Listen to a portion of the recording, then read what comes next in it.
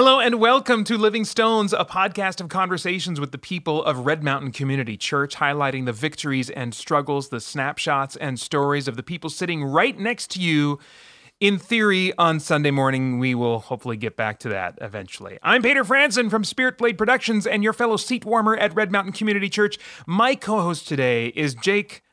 Is it Augeri or Augeri? Augeri. Augeri. Augeri, come on. Okay, all right. Jake Augeri, our pastor of high school ministry and one of two pastors, along with Matt Gibson, who will soon be working to start a new church in West Mesa called Garden City Church, which I understand will involve the construction of a giant domed community made entirely of vines and flowers. Exactly right. Can you confirm that? Does that name have some other significance? Nope. Nope. Just the garden, just the big dome. Dome? All Yeah. right, great. Well, please send us pictures. We'll put that on the Red Mountain website. I can't wait for that.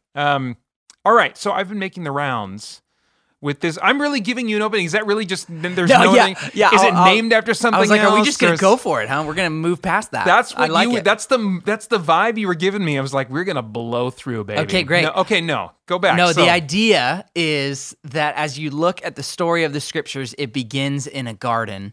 And the story of the scriptures is that, man, right away we see that humanity has broken that and they're driven out of the garden. And then the story is God redeeming and restoring creation. And then as you end the book of the scriptures, it's a garden-like city coming down out of heaven to earth. And Yeah. so the idea is that as pictures of the kingdom of God continue to break into our world, that we want to be an outpost there. We want to be an outpost of the kingdom of God in West Mesa, just like Red Mountain is in East Mesa. And so we want to be a part of the process of God's kingdom coming to earth as it is in heaven. Cool. Yeah. I do like the idea of a dome too, though. If you could incorporate that, like a vegetable dome. We'll of work some on it. kind. Okay. After Raise Up. Yeah, The next, it's a dome building project. Yes. Oh, vegetable dome. Everybody, set aside your money now. All right. So I was going through the list of like podcast episodes, and I realized that you have hosted since like you and I talked with Ginny, but that was with someone else. I wasn't on that show. That's right. So the last time we've sat down and done this was like the second episode of the podcast. It was. And now this is probably going to be our last episode together, which makes me sad. But I have been, I've had this question that I've been making the rounds with the pastors on, and I want your answer on it too. And that is, if you could have another skill set or talent that you don't currently have and had to choose another career that you'd be successful enough, in using this skill or talent to support yourself in, what would you choose? That I don't currently have? That you don't currently have. I mean, it's not. Well, so I'm good enough to be an NBA player, so that's out. It's not that you can be. You have to be devoid of this ability. I'm just saying you have to possess a brand new skill or talent, or it would have to be dramatically increased to the point where you could make a living off of it in a field related to it. Yeah, I'd probably be a football player. Yeah. I'm very big, Paeter. Yeah. Very tall. Yeah. Just incredibly muscular. Yeah. And so, but right now I just don't have the skill set to play football. Yeah. So, I used to like fantasize about like if I got superpowers, I wouldn't become a superhero because that's just too scary and dangerous, put my loved ones in danger. But if I had like the Flash's super speed, I wouldn't use it to like race around the world like like a million miles an hour or whatever. I would use it to be just fast enough to be like this amazing football player, soccer player, something like that. Yep. But people wouldn't know that I have superpowers. They would just say, wow, that dude is amazing. But because the powers are supernatural, my form would be really off, and I wouldn't really know the ways, the rules of the game. But nobody could touch you. They would marvel at this amazing player who really doesn't seem to understand the game at all, and he looks really weird while he's jogging around. He's flabby and stuff. And I don't know how he moves across the field the way he does. But is he fast? Yes, this is just a sight to see, and I would be like a media sensation. And yeah, I can see it. These are the things that go through my mind. How are you killing time and during quarantine and finding ways to entertain yourself when you have those windows of entertainment time? So there's a couple of things that we're doing right now. We created a group me, which for those of you who aren't digitally savvy like me, I had Kenny set it up, our student ministries intern. But we have a group me, so we've got a link that we can send to every high school student in our ministry, so where they can come and they can join into. It's like a large group chat. Okay. So as of right now, we've got 50 or 60 kids in there. And so I've been checking in with them. I've been checking in with leaders and just seeing how everybody's doing. I've had the chance to get a lot of reading done, which that's been really great too. And Nice. Just to, kind of slow down a little bit. Nice. That's been a nice piece of this. Nice. I've got a big board game set up in my office that I'm playing by myself. Nice. That's been really What's fun. it called? Sword and Sorcery: Immortal Souls. Nice. It's like your adventurers going through like a. Is it like a dominoes game? That's exactly Okay. what it is. Yeah, had a that's sensing. that's all right. Let's talk about the poll. And let's be honest, nobody was surprised, were they, to hear that I would be playing a board game all by myself, and that has actually nothing to do with quarantine. This is a thing I do. All right, the poll at rmcchurch.org/podcast. True or false, soda fountain Coke tastes better than a can of Coke poured over ice. We had 60 people respond. That's a really good response. Great. Good job, family. There's a correct answer here as well. I'm anxious to hear. Yeah, let's see how they did. So again, true or false, soda fountain Coke tastes better than a can of Coke poured over ice. 75% said true, 25% said false. 3 people said Mexican Coke trumped everything, which wasn't technically an option. One person said Smashburger's fountain Coke was terrible. Another said they heard McDonald's fountain Coke was great. And another person said Filiberto's had the best fountain Coke. Jake? 75% of the people got it right. The correct answer is fountain drinks. Fountain drinks. Yes. Fountain. From restaurants. Yeah. I've never been one of those who can tell like where this restaurant has better Coke than this restaurant and that sort of thing. I know Jessica believes that Nando's has the best Diet Coke, but Oh, really? Huh. Okay. I think she's nuts. I would have problems with this kind of question because Coke, it's not Pepsi. If I were a polytheist, I'd be convinced that Pepsi's the nectar of the gods. That is a beautiful, beautiful drink. But I'm with you. There's something about having a fountain drink, whether it's Pepsi or Coke. I prefer the fountain version over the can or the bottle version. I wonder if it's because the mix is like...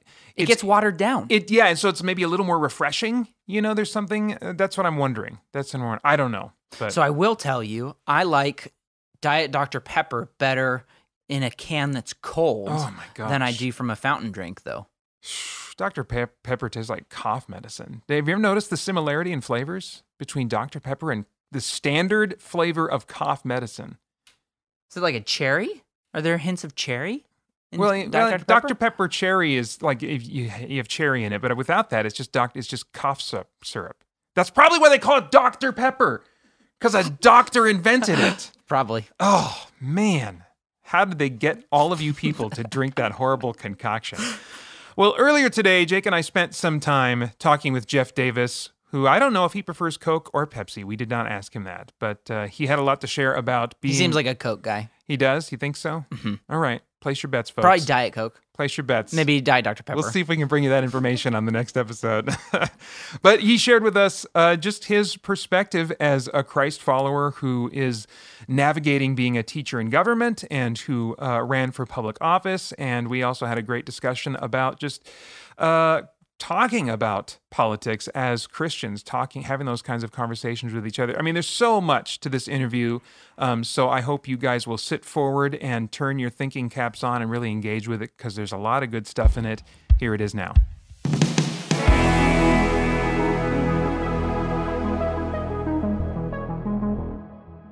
Well, Jeff, thank you for sitting down and doing this. We're gonna talk about your life a little bit, your perspective on a number of things, but it's all kind of floating around a little bit, the topic of politics. And when you came in... Yeah, no kidding. Yeah, when you came in, you said, this is the scariest thing that I've ever done for Red Mountain Community Church. For a lot of reasons, I think. It's hard not to feel, a little exposed being out here and saying like, oh, let's talk about your life story and also politics. Yeah. Yeah. So yeah, I'm a little nervous for sure. Yeah. Well, we're not gonna talk about politics, Sure. talk about politics, but that's certainly relevant to you and your interests and Certainly, yeah. your life. So, first, why don't you just start us off by giving like just a brief snapshot of like the kind of home you grew up in, like what part of the country, and just maybe a couple things about your Sure. family life. Yeah, I had what I think a lot of people would consider just kind of the ideal childhood. I really was very fortunate in that regard to have both my parents were followers of Christ, and I grew up in the church. I had one younger brother, so we grew up in North Texas, in the Dallas area, in Arlington, Texas specifically. Okay. I was born in California, but I have no memory of that. That was when I was 5 weeks old. My family moved to Texas, so that's really where I grew up, and really did not experience anything in the way of like childhood trauma or anything like that. It was a very just stable upbringing, and I have nothing to really be sad about looking back on that. And there was one thing. My dad worked in the newspaper industry. He worked in a variety of sales and marketing positions for some years before that. My mom was a teacher, business teacher, and when my dad got into newspapers and kind of settled into his lane there and doing marketing for newspapers, the 90s and beyond were not the easiest time to be in that industry. Things started changing very rapidly, especially as the internet emerged and started to cut into the profitability of that industry. So papers across the country were getting bought and sold like crazy by bigger conglomerates. And so as a result, his career kind of got thrown around a little bit. And so for a period of about 6 or 7 years in my early teens and beyond, we bounced from the Dallas area up to a little town called Moon Township, Pennsylvania, outside of Pittsburgh, where he worked for a newspaper doing marketing for them. We were only there for a year and a half, and then that one got sold, and he got moved over to the East Valley Tribune in Mesa. That's what brought me here when I was 13 years old, 14 actually. And then I stayed here and spent my high school years here and my first year and a half of college. And then at that point, he got moved again and took a job as a publisher of a newspaper in Indiana. And so he and my mom and brother moved there, and I stayed behind. Partly because college had begun, but mostly because I was dating a beautiful young lady named Marissa, who eventually became my wife, and I definitely was not going to leave that situation. So that was why I ended up here and they ended up in Indiana. And since then, he's been to San Marcos, Texas, and now Spring, Texas. They've continued bouncing around. My brother's in Indiana now. So we kind of got, our whole family kind of got spread across the country as a result of all that tumultuousness in his industry. Wow. Other than that, we were a very close family, had a great relationship with my brother and still do. We still travel to see each other and travel to see my mom and dad. My mom comes out frequently to see the grandkids, and we've had a great family experience. So that's a little bit about where I come from, and nice. We've always been part of the church, and my parents have always been active in service where they can be. So then, speaking of the church, when did you arrive at faith in Jesus? Do you remember that? I mean, you were raised in a Christian home? Is that right? Yeah. I was baptized as a child around 10 years old, I want to say. 9 or 10 years old, I made the decision to get baptized, but definitely had more moments after that deepened my commitment. I think that was just a gradual process that continued to occur throughout my life, and at times I've been more on track than others for sure. But I remember when I was 13 in Pennsylvania, going to a youth camp that just really made an impact on my mindset and my commitment. And I had a moment, laying in bed in a bunk one night at a youth camp, as I think a lot of people do, where reflecting on everything through the day, I just wondered, like, had I ever actually stopped and asked Jesus into my heart personally, right? I know I said I made this commitment when I was younger, and I know that I got baptized, but did I ever really do it, myself? And so I had a moment where I stopped and prayed the prayer of, asking Christ into my heart to be, my personal Lord and Savior, and to forgive me of my sins. And I remember that moment.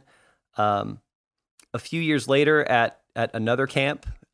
Camps are great, aren't they, Jake? The standard rededication at summer camp. I'm with you. Indeed, yeah. So I had another camp when I was going into my senior year of high school, where there was a call to commitment, and they asked people to commit if full-time ministry was on their heart, or if a commitment to a lifetime of ministry was on their heart, in addition to coming to faith. And I felt really pulled in that moment, like that I needed to make that commitment. And I didn't know what that was going to mean, because I had no interest in being a pastor necessarily. I wasn't a good musician or anything like that yet. So keyword yet. Well, I'm still not that great. Jake can play circles around me, I know, at least. But I had just started learning guitar even, and I barely knew what I was doing. But I made that commitment. I kind of came forward and got down on my knees, and somebody was praying over me. And it was only in maybe the 2 years after, like over the course of the next 2 years after, that I really figured out that what that was going to look like was just making myself available to my church in whatever capacity that was going to be. It wasn't going to be going to seminary, becoming a pastor, being a full-time missionary or pastoral staff or something. It was just going to mean availability and just commitment to doing what I could. And music ended up being one of the primary venues through which that occurred, but it wasn't, the only thing. So anyway, and I've been just blessed to be able to be part of church work in a volunteer capacity ever since. So wherever I've been at, I've tried at least. So you are a public school teacher. You teach government. Yes. For which I used to sub for you back in the day when I was doing that. You were my go-to guy. So first call I'd make every time I had to be gone for some reason. Well, I always enjoyed your classroom, and I could always tell that, like, not like with all the kids that are necessarily getting churned in and out, but like there was always at least one or two classes that I could just tell from the vibe they like their teacher. They like this class. They like being here. And, I appreciate that. Thanks. So that was I always really enjoyed that. Yeah. So why did you become a public school teacher and government and that realm of things in particular? Well, certainly I was always fascinated by the subject. I was always a big history person. Those were always my favorite classes. When I was in high school, I joined our school speech and debate team, and my favorite events to do in speech and debate were it was student congress. And so the idea of a student congress is that, like, we identify some kind of public policy problem somewhere, and you as a student write your own proposed bill to fix that problem. And then we get together and we start debating it, and then, you try and pass it like a Congress, right? And that was always just such a fun exercise to me for some reason. I know that doesn't sound like most people's idea of fun, but I just loved it. And then I took a government class, AP U.S. Government, with Mrs. Reese at Mountain View, and like that was kind of an awakening as well, where I just sat in there and went, like, this is what I want my career to be. Like, if I could spend every day of my life doing what she's doing, and spend all my work life like in this classroom reliving this experience, like that would just be the best. So I wanted to make that happen. The idea of a teaching career also always appealed to me, because I always imagined I'd want to be around and available for my family if and when I ever had one. And just knowing that there's a limited amount of school hours in the day. Yeah, you take some work home as a teacher, but your work day's done at a certain time. Your kids are out of school around the same time. Yeah. You get your weekends and your school holidays and stuff with your children, hopefully. So that always appealed to me too, but really it was about just wanting that experience again. So I actually that year asked Mrs. Reese, can I come back and student teach for you 4 years from now once I go to ASU? And she agreed to take me. And she did, all the necessary things. She'd never had a student teacher before, and you have to go through certain classes and processes to be allowed to have a student teacher. Oh, wow. So she did that for me in the next couple of years, and I came back and taught for her. And then, I don't know, magically, I guess, that year, like Mountain View was a very tough school to get into. It was a very desirable place to work. And that year that I was graduating from college and student teaching from her, we had our department chair leave to go start a new program at Westwood High School, and she got promoted to department chair. So we now had an opening, and she was going to decide who to hire. Oh so it was like I just could not have orchestrated that any better. So I have to think that the hand of God was putting me in Mountain View, just knowing the way that had been put on my heart 4 years earlier, and then the way that all just kind of came together, in 2004. So that's it's been a great place to work, and I really feel like I've made a lot of important connections and a difference there. I hope to a lot of students, not all of them. A lot of them are just there to check the box and graduate and wish that, they could do without their 55 minutes of Mr. Davis every day. But, So I've got a couple of questions, Yeah, Jeff. yeah. Number one, everybody's wondering, what was your bill about in high school? Oh, yeah. Oh, man. I had so many of them. I did student congress, for 2.5 years, 10 times a year. So I could not tell you what was your some most of the bills that I impactful wrote. bill that you wrote? The most impactful bill that I wrote? Oh, man. I got to think about that. I probably ran a lot of bills that were about fiscal stuff. I loved government budget things and trying to reduce the debt. Yeah. Trying to figure out new ways to structure the tax code.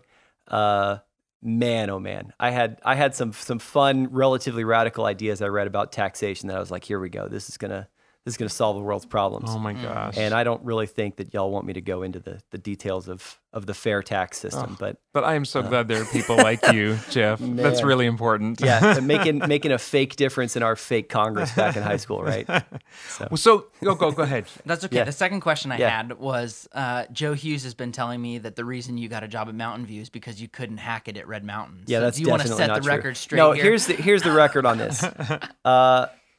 Number one, if you look at the test results that are produced out of Mountain View and Red Mountain, we're going decades to there. come, We're going here. Okay. if you want to look at the number of state championships that all of the collective athletic programs have produced, the number of academic decathlon championships, the number of speech and debate championships, Wow. The number of Model United Nations championships, that's my program at Mountain View. What about Congress? That's speech and debate, yeah. Speech and debate. So, okay. yeah. We are crushing Red Mountain in every category. We have been for decades. This is not a rivalry. This is an annoying kid brother in Red Mountain who just is always jealous of the achievements of his more successful older brother. Let That's the all record it is. show. Okay. Oh, man. So, if you have any feedback for this episode, Augeri at rmcchurch.org. Go Toros. Gonna get some heat on this one. All right. So, you're living your dream. Yeah. Being a teacher. Exactly where you wanted to be. Yeah. But then at some point you decided, I'm going to also run for public office. So tell me why you decided to do that.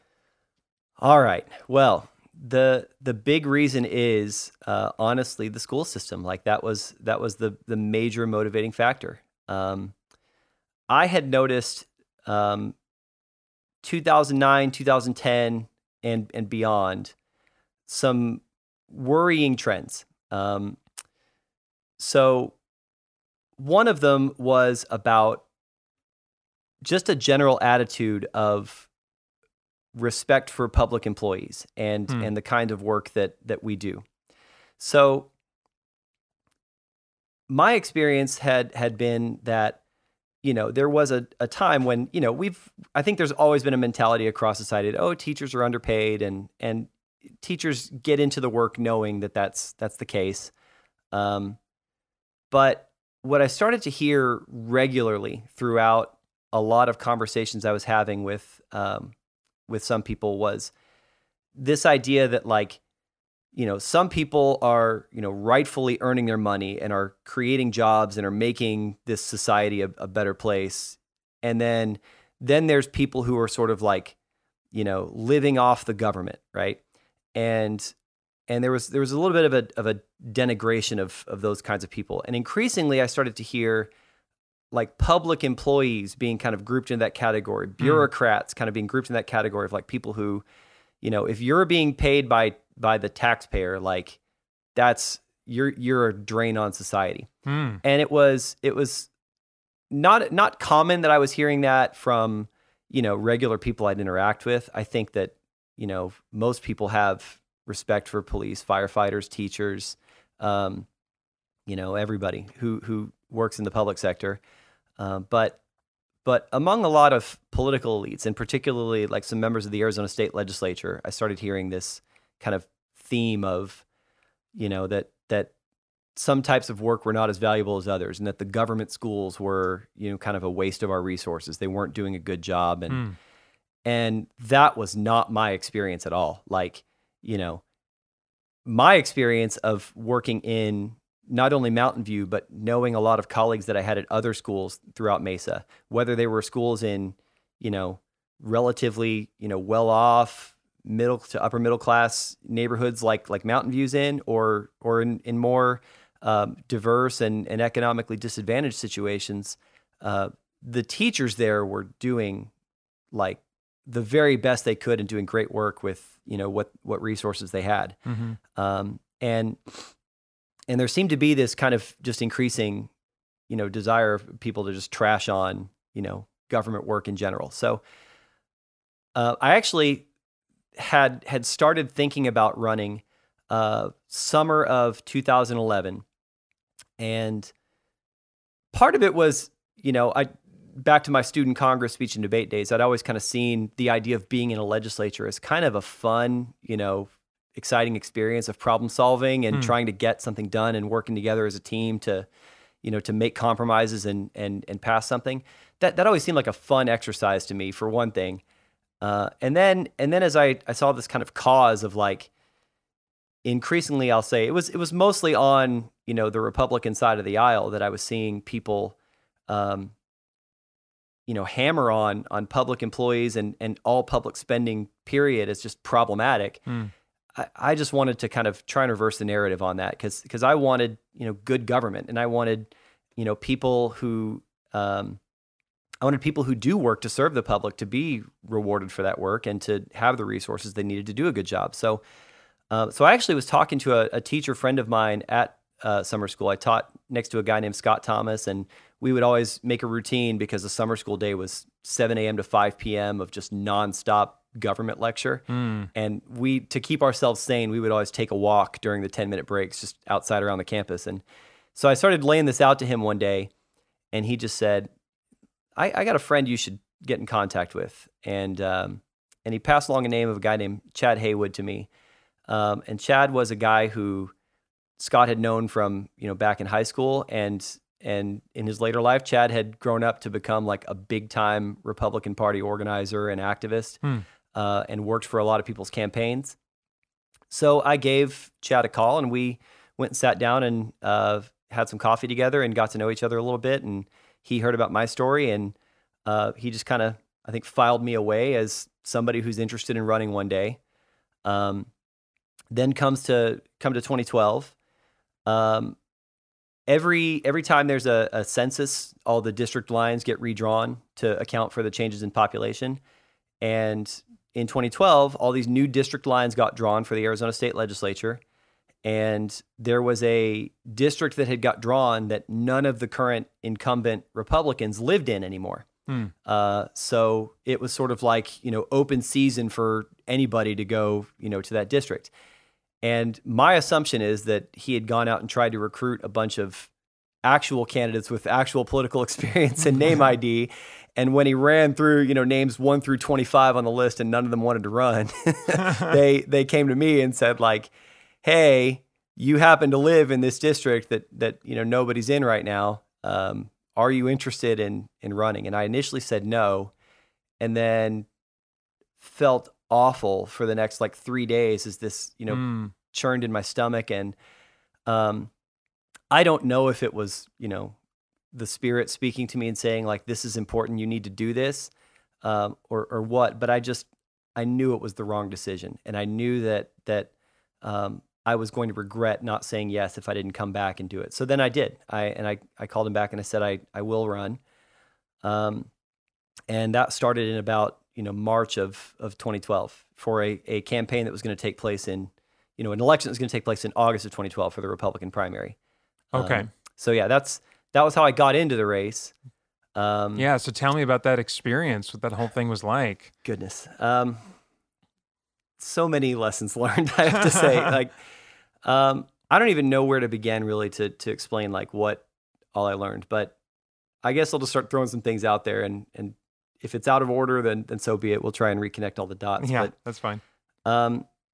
So one thing I learned is that running for office is the people who have the best shot at being successful at running for office, based on the system that we have built, that we've put in place for getting elected officials, are people who can, get out there and express supreme confidence in their own abilities to solve problems and get things done. Now, I don't know if other people's experiences are different.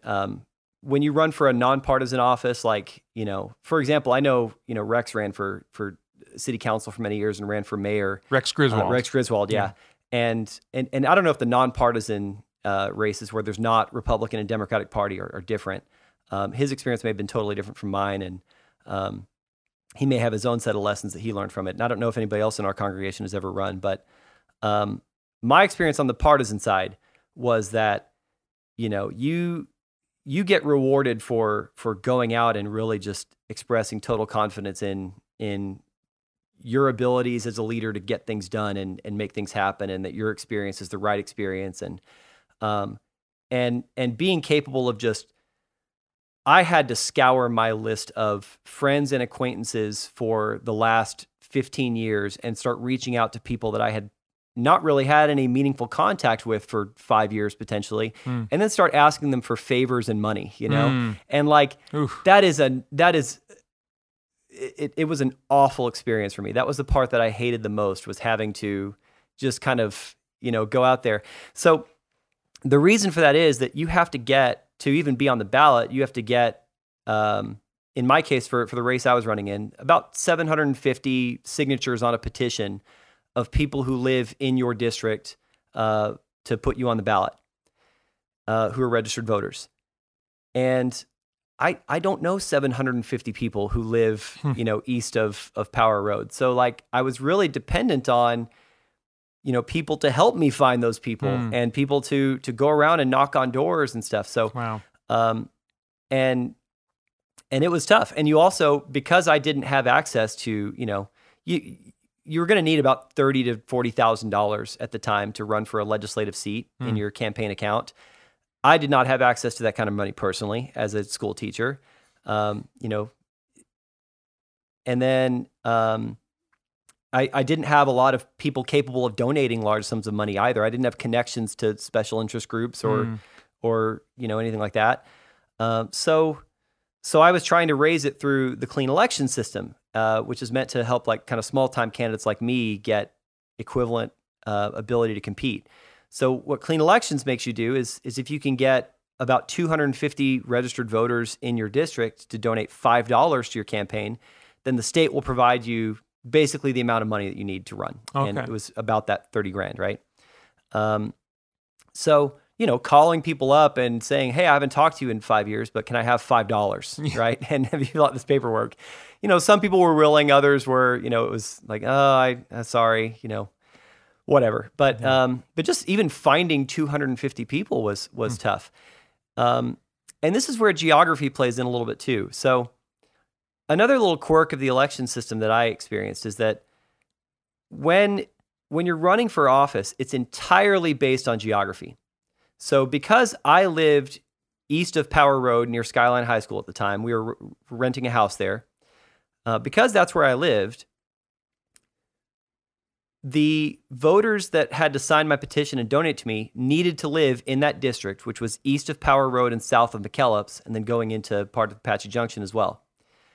Well, where I go to church is close. It's, Red Mountain Community Church is here at Recker and 202, but it's not quite in that district. And so people that I knew at church were, some of them, a few of them were in that district, but I would say 75 or 80% of them, I don't know if any of you guys have church demographic information to correct me on this, but most of them lived either north of McKellips or west of Power and didn't, live in the district that I needed them to live in. Yeah.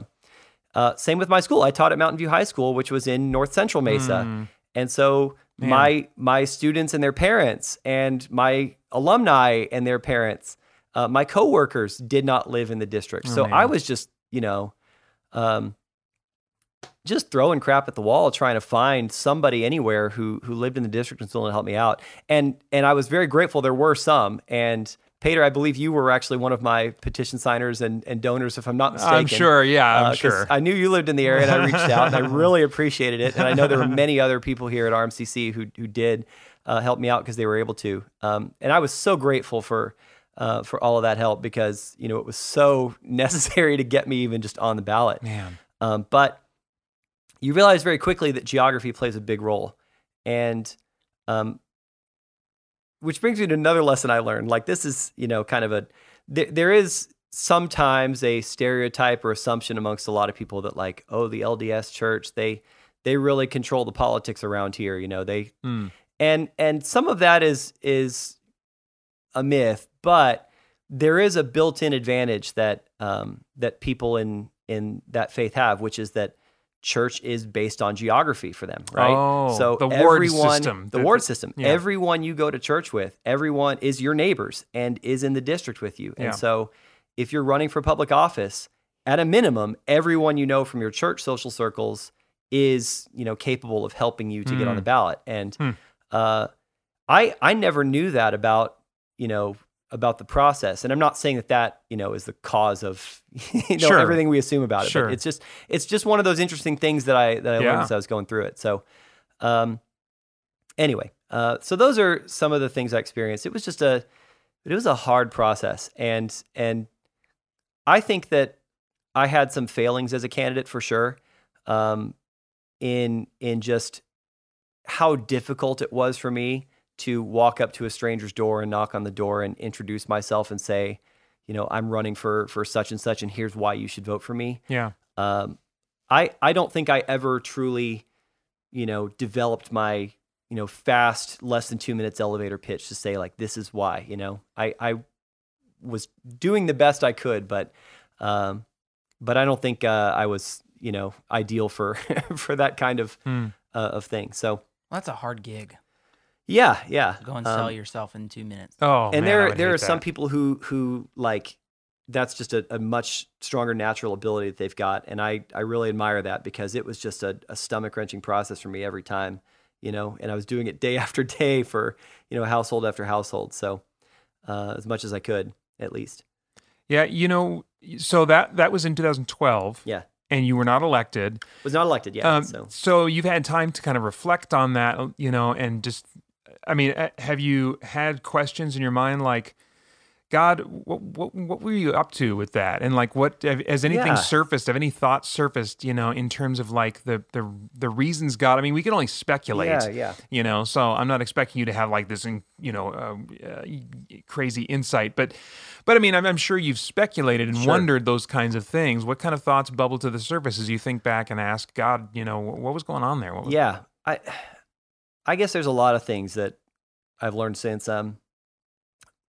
One thing I'll say is that there are definitely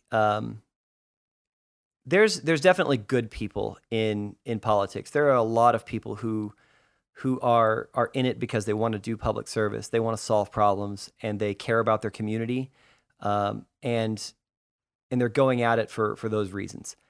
And there's also a lot of people who are very much seeking the attention, the status, the adulation that comes from the office. And it's hard to know the difference between, who's who. And sometimes I think people are mixed in their motivations as well. Sure. I mean, we're complex.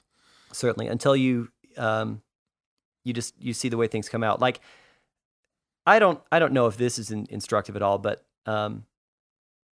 when I was running, the way that the state legislative races work is that we elect 2 representatives to the House at the same time from each district and 1 senator. So I and another former public school teacher, a guy named Doug Coleman from Apache Junction, he'd been mayor of Apache Junction for about 16 years previous, and then the 2 of us paired together as sort of teammate candidates for the ballot. And we put our money together for some signage.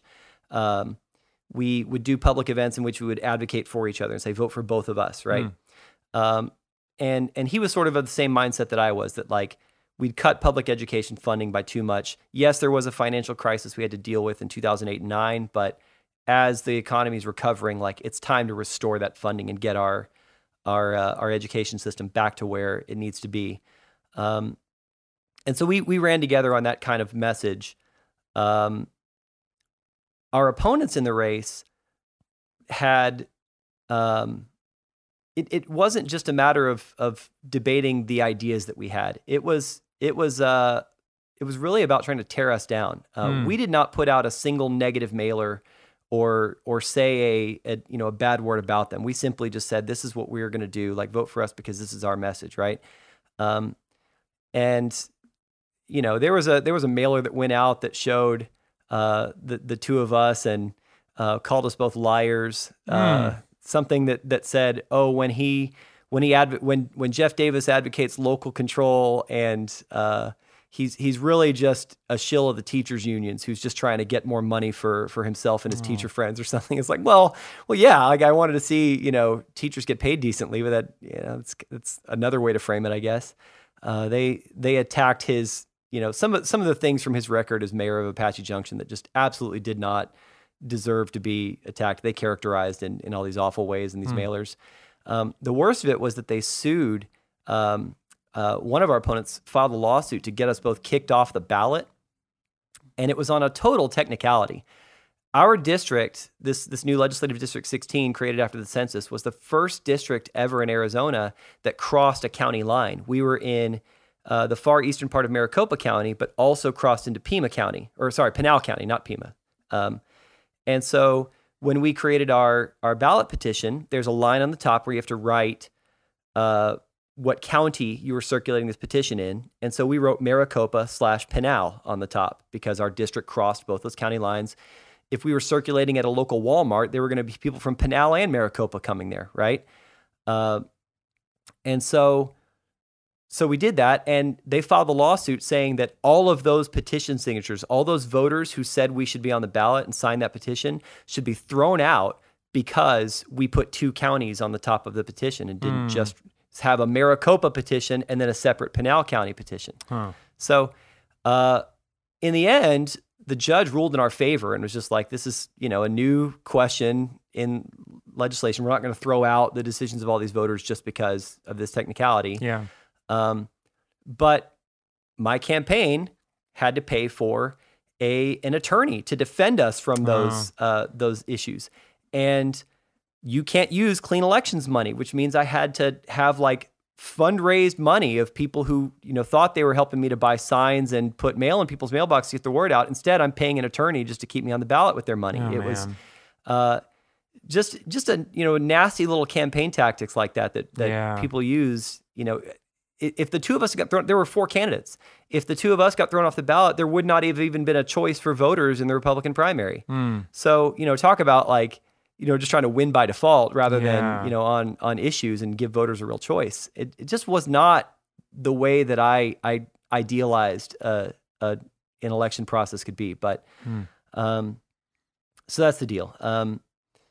As far as other lessons, I watched what my friend Doug Coleman, who he did get elected and I did not. He came in second, I came in third, and the top two get nominated. Okay.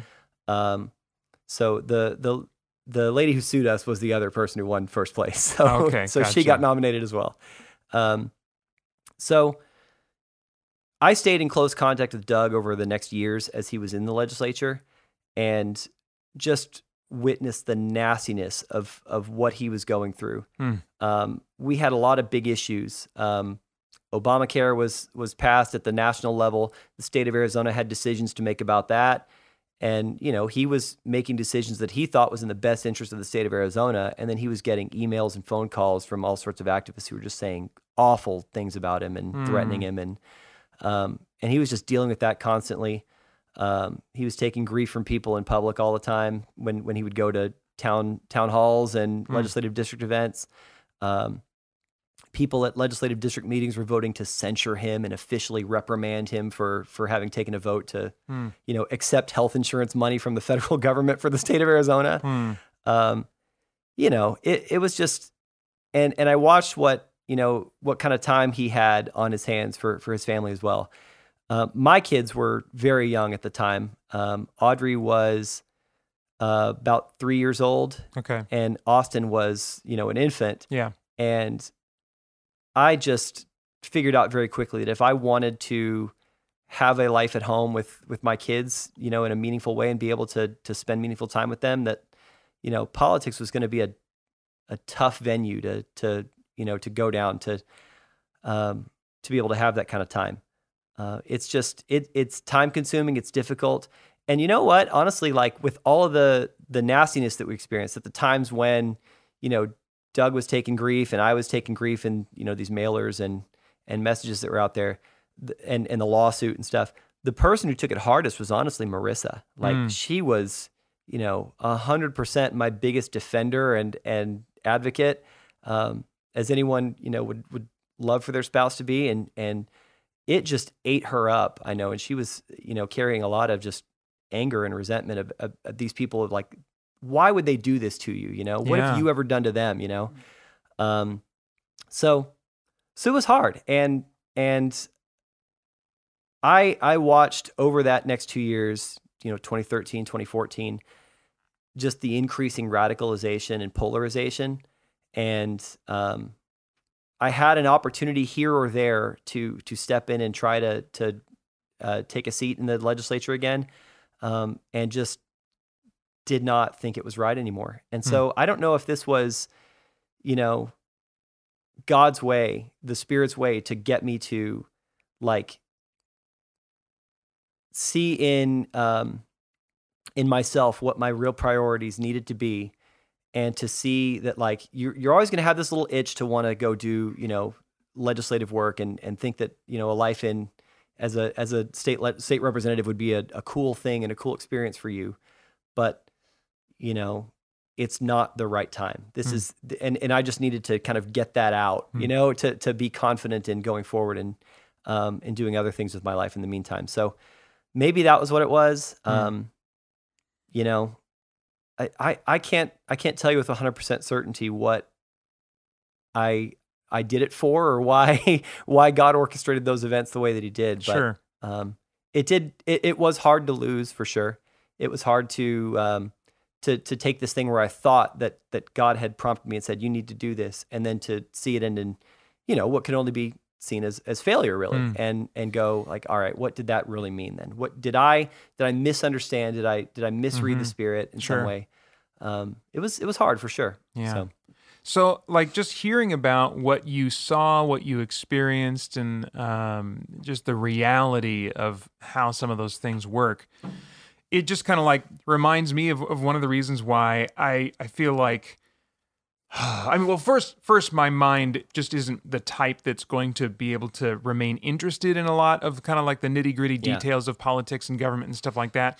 But on top of that, I'm thinking, well, I don't know who's lying and who's not. Oh, yeah. And then as far as the news reporting on everything, I don't know how they're spinning things. And so I just kind of feel like like jaded to the point where I'm like, I don't know what to do. Totally. I'm just going to just let it pass by and I guess vote now and then and see how that works. So I'm really curious, you even more so having just a firsthand experience with all of that, what your general perspective is on the state of American politics right now. And when I say right now, let's bump that to like maybe 2 months ago. Recent years, This is a time capsule episode of the podcast. We're right in the middle of dealing with COVID-19 and quarantine, and the government is, of course, reacting to that. But if we were to bump the timeline back about 2 or 3 months in your perspective on American politics. It's not good, Paeter. It's not good.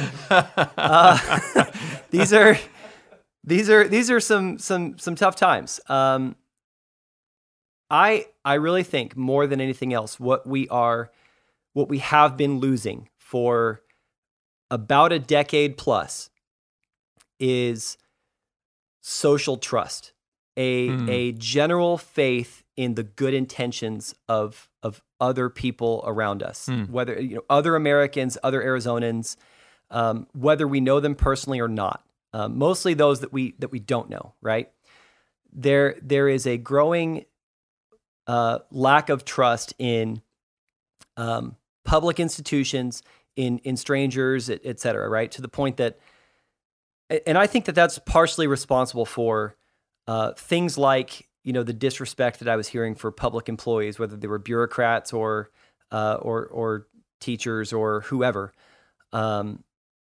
This idea that if my tax dollars are getting taken from me and getting spent on something that I don't personally see a direct benefit in, that's wrong. That's somebody taking from me. That's somebody who's corrupted the process. That's when they're like, that's not necessarily true. Just because you personally aren't seeing the direct benefit of that spending doesn't mean it's not in the public interest to spend that money and to hire that person, right?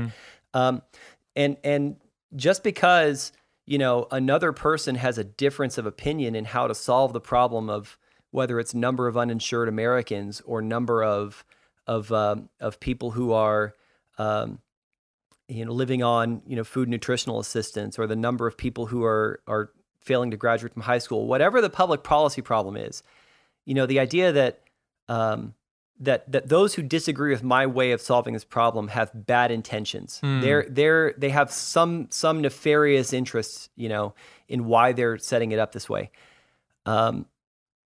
And there are a lot of theories running around the political science world for why social trust is declining so quickly in America for the last really 20 years. And there's this is a big topic of study in political science right now, is why we are losing social and institutional trust in this country. I've seen a lot of theories about it. I have my particular theory that I ascribe to, that I think has the most validity to it, is that it's really the media. It's media and social media where we are seeing this happen most rapidly. So 20 years ago, we just started to have these things called 24-hour news networks, right? And our options of what to watch on television started to rapidly expand. So we get to a point where we have infinite ways for people to escape watching the news if they don't want to watch the news, right? Yeah. Whatever other channels are out there. Yep. So what you get with the audience who's actually watching 24-hour news networks is people who are willing to not watch MTV, not watch Comedy Central, not all these other fun things, and they want to watch the news. So it's activists, it's people who are like a little bit, I don't want to say radical, but definitely more ideological. And those TV news networks started to tailor their message to those audiences, right? And so now we've got this very right-wing network and very left-wing network that are appealing to a particular base of trying to get ratings amongst this audience, right? Your regular is probably the wrong word, but typical people who aren't that interested in politics, they just want good government. They want the police system to work. They want the school system to work. They want Congress to solve problems as they emerge nationally. They want their taxes to be as low as possible to make these things possible. Those people are generally not tuning in to 24-hour networks. And so you get, kind of this right-wing and left-wing media environment in which people are constantly getting told and reinforced why what they believe is in fact correct, and why what the other side believes is in fact dangerous for the future of this country and nefarious and particular and potentially corrupt and et cetera, et cetera. And social media, I think, has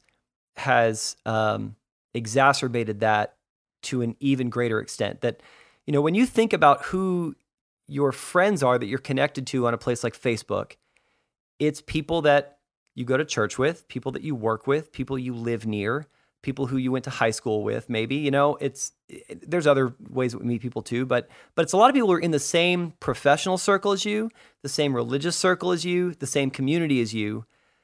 And so you end up with a kind of vacuum you're living in, where it's people who have something in common with you that are speaking on your social media platform and on your newsfeed. And as they see articles and they repost them over and over and over again, you end up getting this news environment that if social media is your news source, you're getting told you're right, people like you are right, over and over and over again. And you're not really getting exposed to the opinions of others and the defense of those opinions of others and the explanation for why these other opinions are also there and valid. Yeah.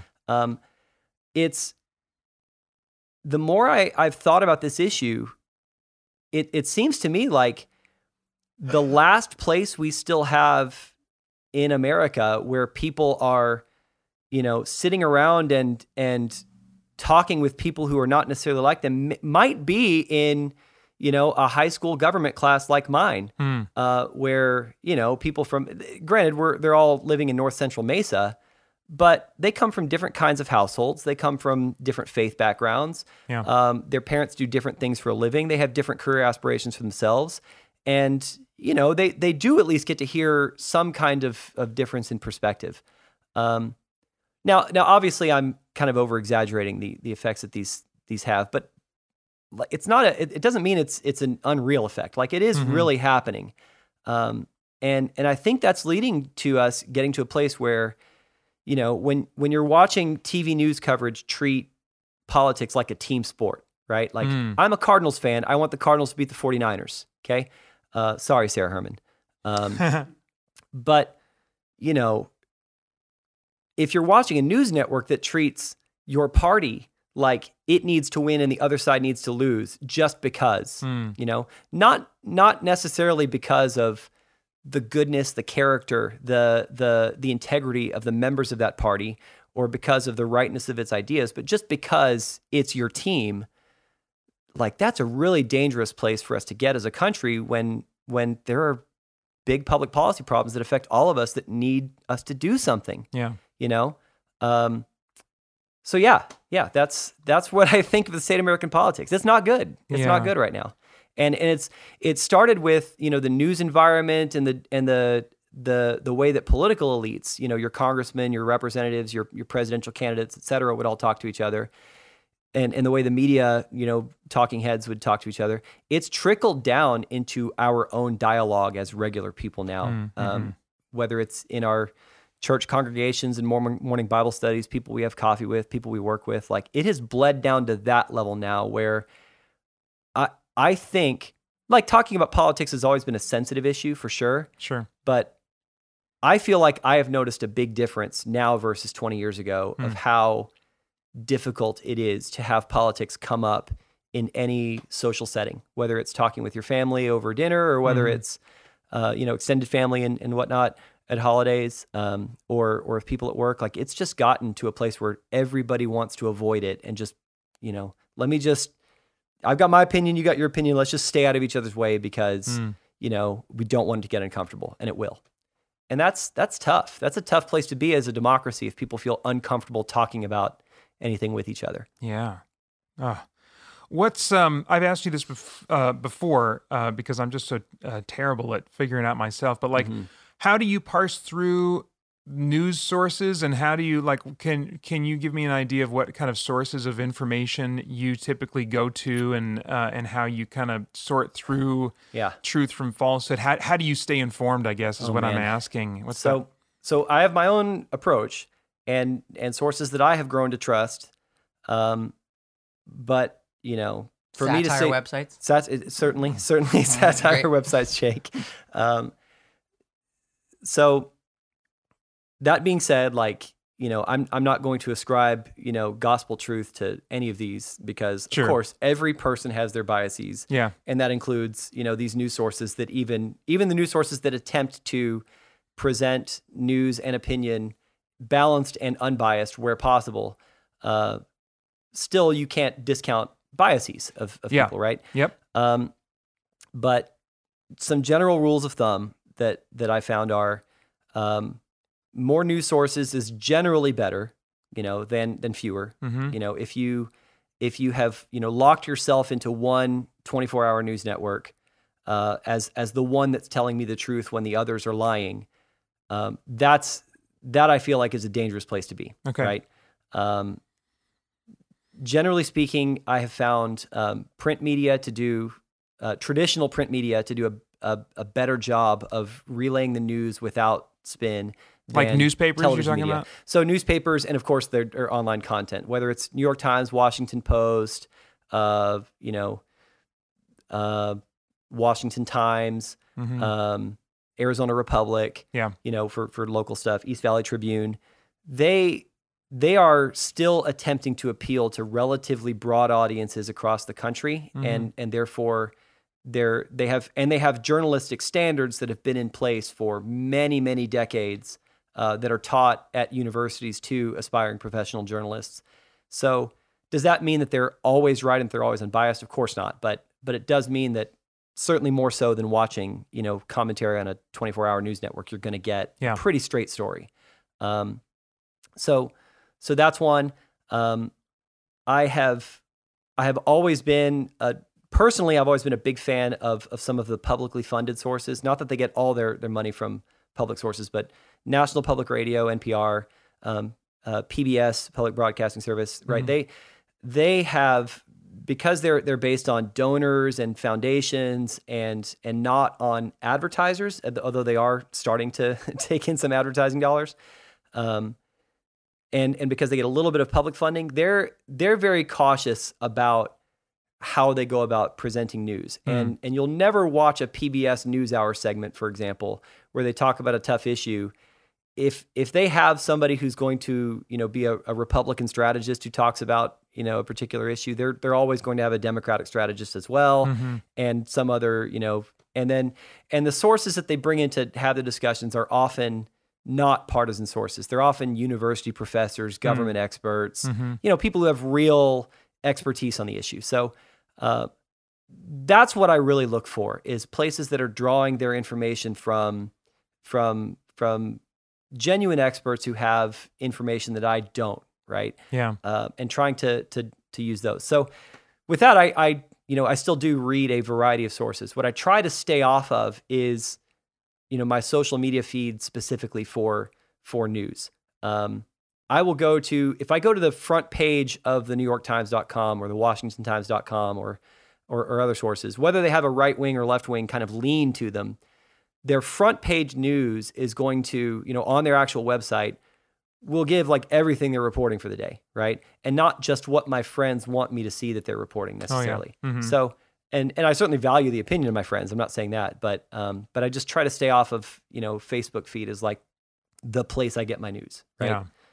Yep. So that's a little bit of the rule of thumb for me, but others have their own things that they do for their own reasons. So sure. Yeah. Well, I just like getting kind of your take on that, and so I can hear what you're doing. And yeah, like you said, it's about that plurality. It sounds like where you just want to get different perspectives and see where some of the overlap is, and try to discern from there. Certainly.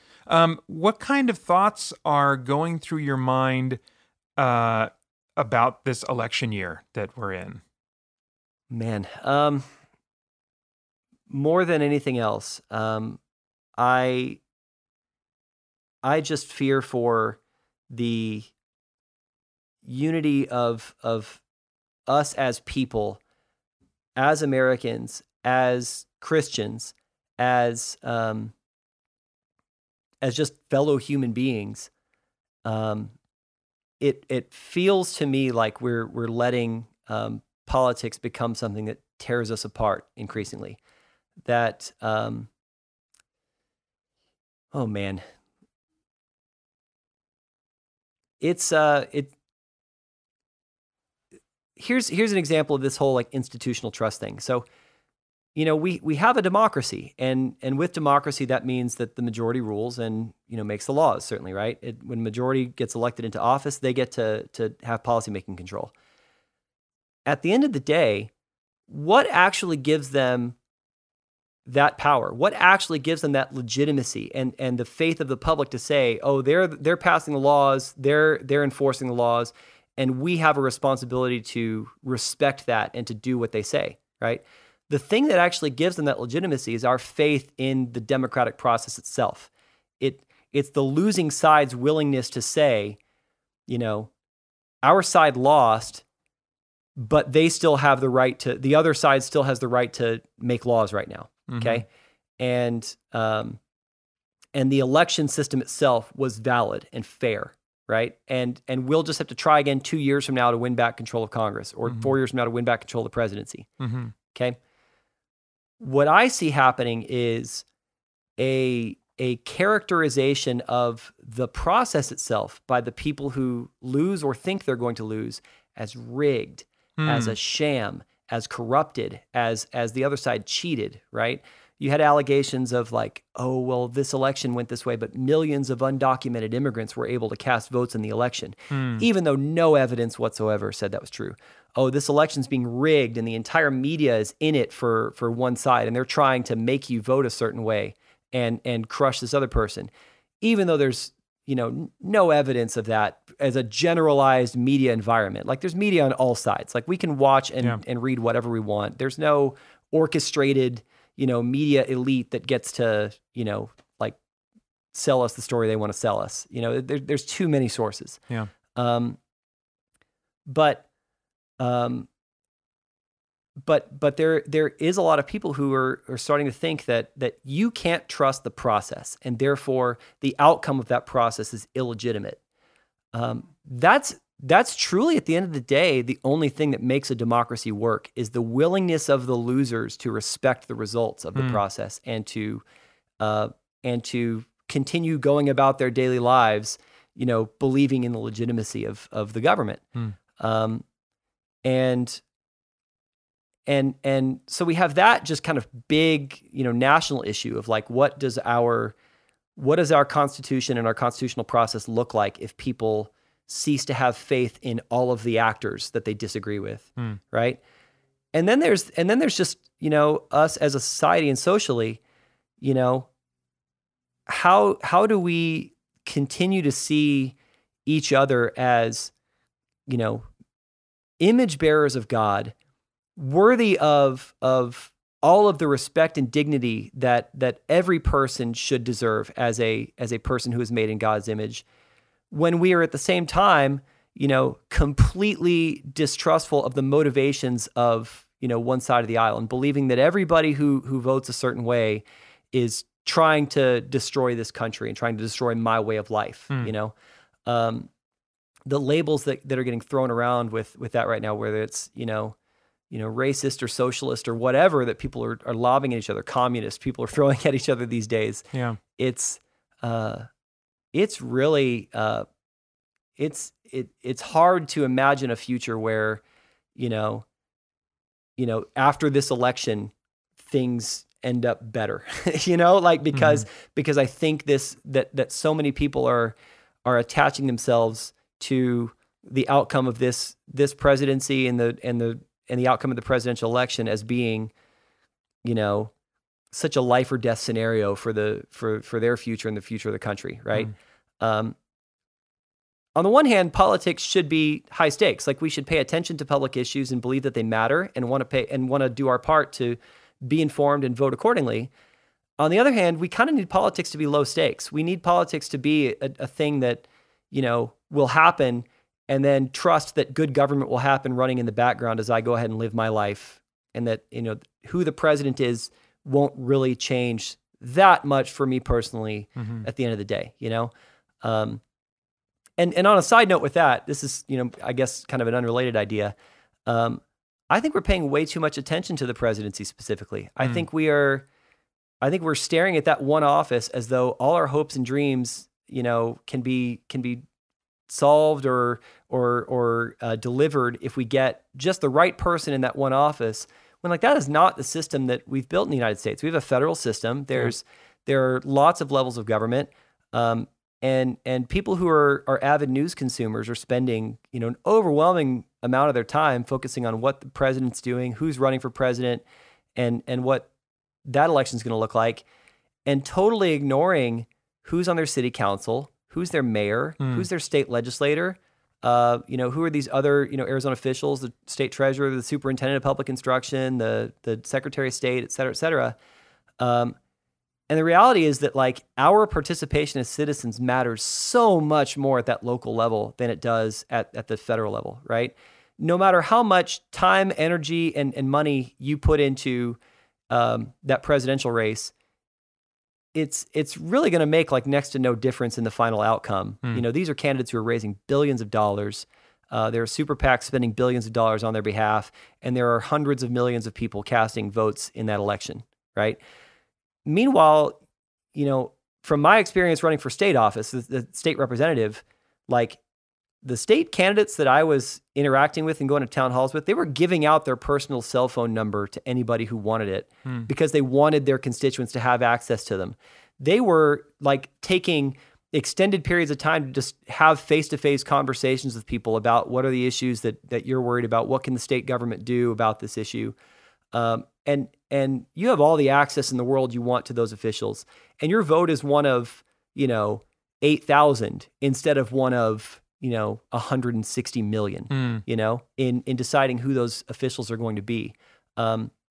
Volunteering your time for a presidential candidate will make a little bit of difference, but volunteering your time for those state representative candidates is the difference between them getting on the ballot or not in some cases, because, we're talking about such a small scale of what they need. So I would just, encourage everyone, if it's possible for you, to kind of turn your eyes away from the federal system a little bit. Obviously we need to pay attention to it, but just look at your local officials a little bit more. Identify people who are good people, who have good character, who you believe you can trust, who appear to be informed, and pitch in something for them. Pitch in a $5 Clean Elections contribution for them. Pitch in a $100 donation to their campaign, because it makes such a bigger difference to them. Volunteer to go circulate a petition for them in 2020, assuming that we're allowed out of our houses by summer of 2020.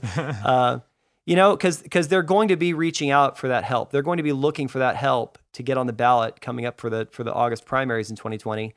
And we need good people at all levels of government, not just in the White House. And we can make a much bigger difference here than we can in Washington. So we've just spent a good amount of time talking about politics and stuff.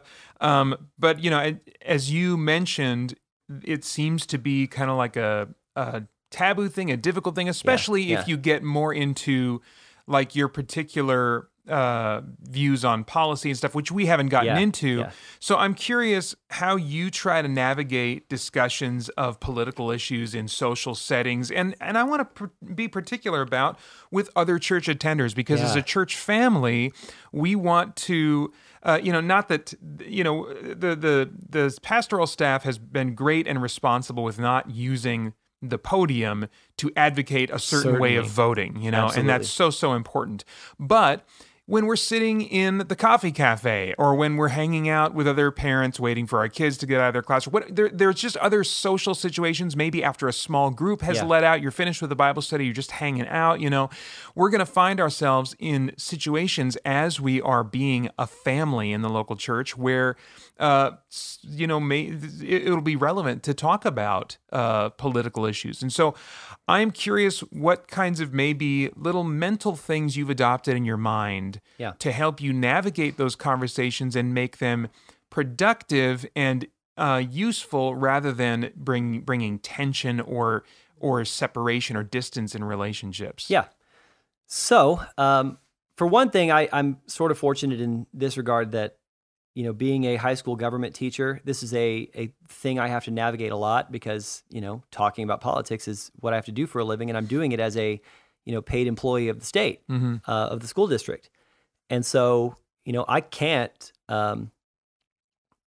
advocate, a particular party or another, as I'm doing, your government lecture on Congress or the federal budget or Sure. whatever. So, in 16 years of teaching now, I feel like this is a good record. I think I've got one parent who ever called the school front office and said that, Mr. Davis is trying to indoctrinate kids. And if I told you why they made that phone call, it would be, you'd see the ridiculousness of it. But, anyway, the biggest things that I think are, for one thing, a lot of people who just sort of know my biography, oh, you're a government teacher, you follow this stuff. Oh, you ran for office once. They want information, and so they come to me and they ask for information. And when people are genuinely just asking, hey, what do you think? Tell me what you think, because I know you follow this stuff. Like, I feel free in that moment to kind of lay out what I've seen and what I believe, because I think that they're genuinely just asking for my opinion, and so I give it, right. In other circumstances, especially in conversations with people at church, for me, the guiding light for political discussions has to be, what is the gospel, and what does our faith teach us about public policy, politics, and this discussion that we're about to have here, and value of other people, and a belief in needing to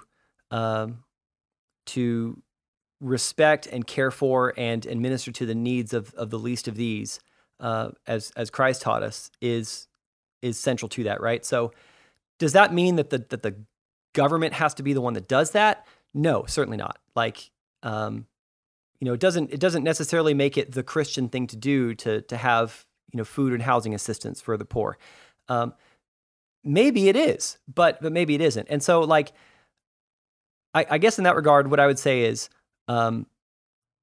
if we as the church are trying to bring about the kingdom of God through the American political process, we're going about it the wrong way.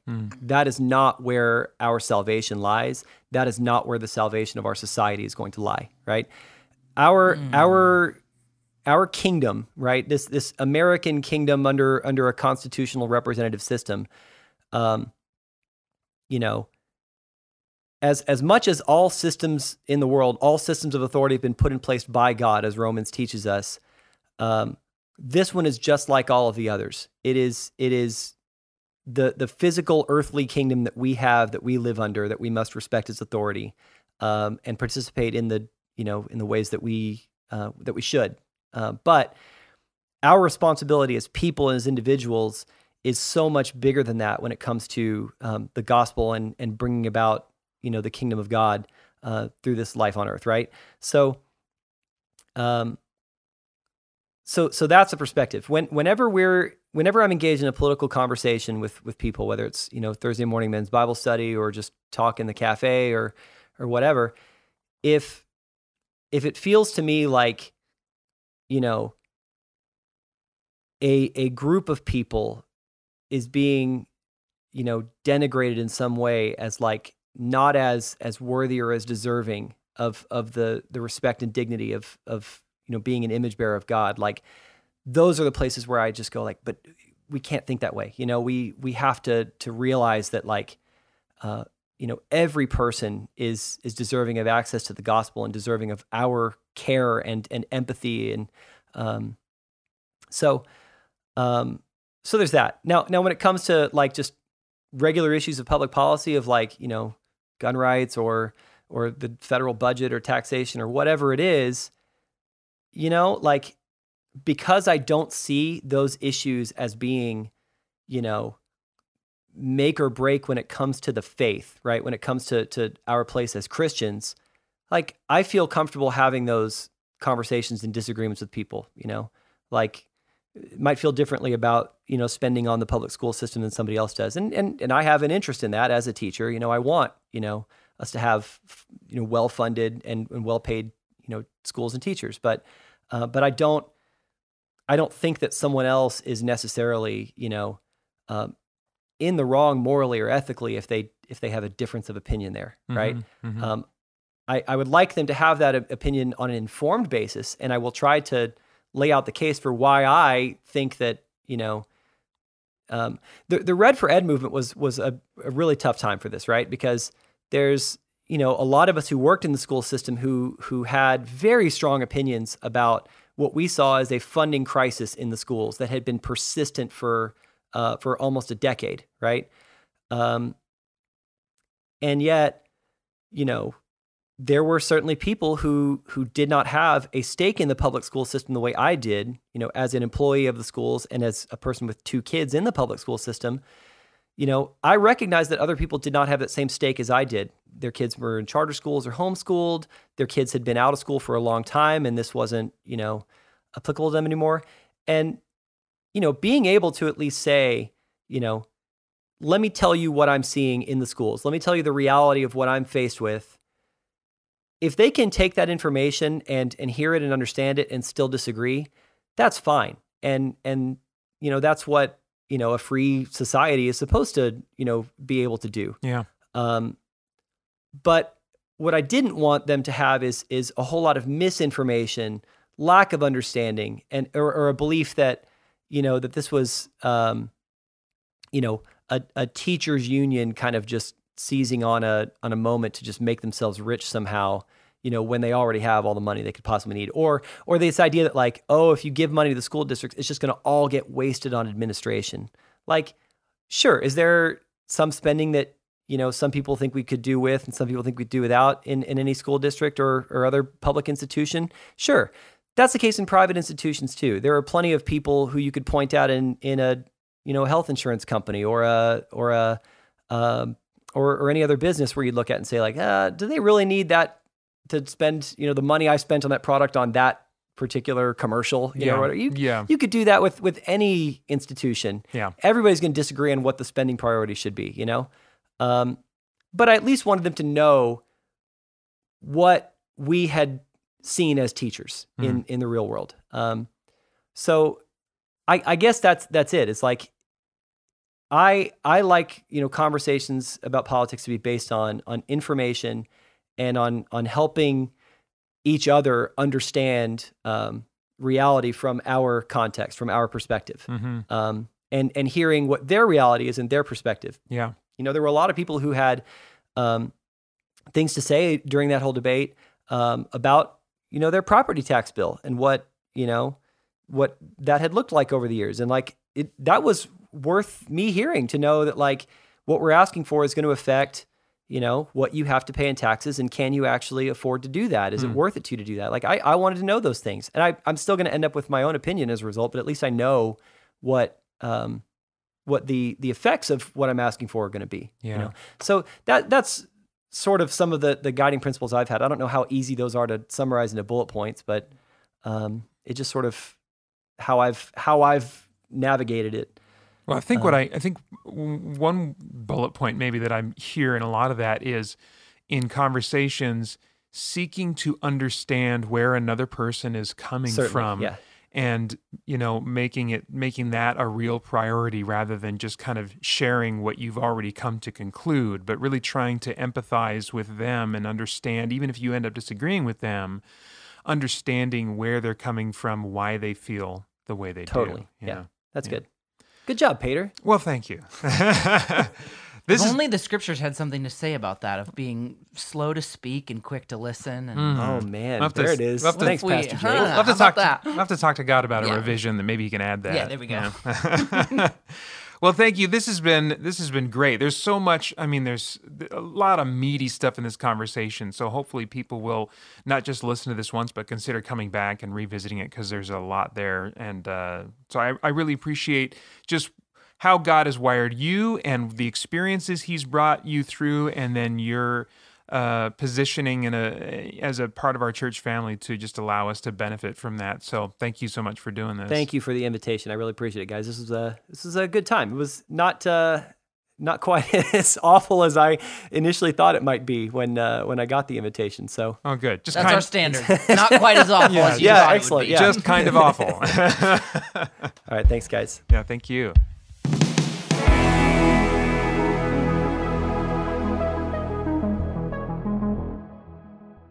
Okay, Jake. So as we just said before we started recording, there was a ton in that conversation, and so there's all kinds of things that we could talk for a long time about. But if you were to just pick out one thing that kind of pops out, what would be maybe the first thing that would pop into your head? Yeah. I'm going to break your rule. I'm Break it. I'm going to go with the first. The first thing that I want to say is it was at the beginning of the podcast, and Jeff talked about the reality that he wanted to commit his life to ministry, and that wasn't going to be in the pastoral realm. And I one of the things that I love about that comment is that Jeff's life has borne that out. Yeah. As somebody whose team Jeff has volunteered on,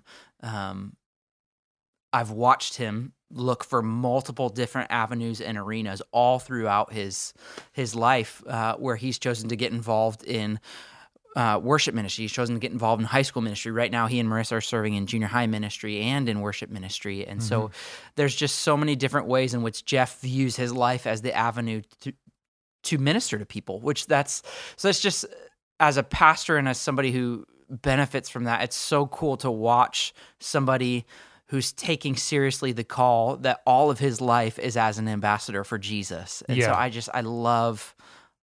love hearing Jeff say that, and I love getting to watch that be true of his life. Yeah. And then I think the second thing that I really appreciated about Jeff's interview is how he's modeling a posture of really seeking to understand and to listen to people. Yeah. You're not going to walk away from that podcast having a clear picture of here's exactly what Jeff believes on X, Y, and Z issues. And I think that's the point, that Jeff is seeking for us to have a posture of, okay, before we get to politics, we have to get to the fact that people are people and they're image bearers of God. And so any conversation that we have has to have that as a starting point. Yeah. And I just feel like Jeff models that so well. Yeah. Yeah. The idea of everyone being an image bearer of God stands out to me too. And I think that, it wasn't necessarily something like one moment where he said something. It was more like collectively a lot of things that he said kind of made me ponder about our tendency to find our identity in things other than the fact that God made us in his image and loves us intensely, And I think and we don't even realize consciously that we're trying to find our sense of self-worth and our sense of status or whatever in these other things like politics or like the view that we have on things or our ability to win an argument or, whatever. But instead to find our identity in Christ and in the worth that he gives us. All that he brought up about like social media and, all the different kind of like emotionally charged feelings that can come into these, conversations and that come from people spouting off things, in their own kind of vacuum and being in an echo chamber and stuff. That all speaks to me of us having a tendency to stay in our comfort zone and to be affirmed by other people, And so, his interest in wanting to really understand other people and value other people, I think is, so on point to this whole issue of politics. And so that was great. And that is also it for this episode of Living Stones. You can follow Red Mountain Community Church on Instagram and Facebook and go to rmcchurch.org/podcast to participate in our podcast question, leave feedback for us, or leave a question for our next guest. On our next episode, we'll be talking with Tibid, who will share about Tibid. TBD. I don't know who that is. Again, you can go to rmcchurch.org/podcast to submit your question for Tibid. You think that's how they pronounce that? TBD. Tibid. So you can go to rmcchurch.org/podcast to submit your question for Tibid, and you may just hear it read on the next episode. In the meantime, I'm Paeter Franson. And I'm Jake Augeri. Thanks for listening, and we'll see you sometime on a Sunday at some point when we start all kind of getting together for Sundays again.